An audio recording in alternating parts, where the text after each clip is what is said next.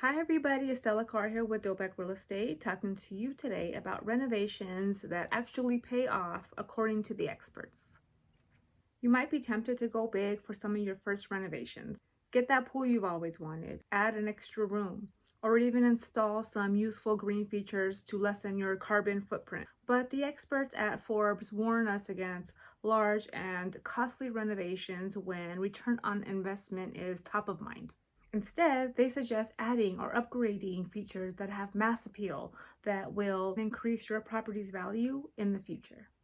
High value renovations are a win-win for the homeowner.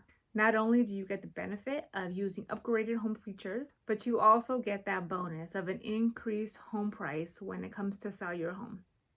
What are the investments that are going to give you the most return? Garage door replacement, replacing the vinyl siding on your home with some beautiful stone veneer, a front door replacement, a wood deck addition, a minor kitchen remodel, and a sliding door replacement. This is Estella Carr with Dobeck Real Estate. I appreciate your watching. Thank you and have a great day.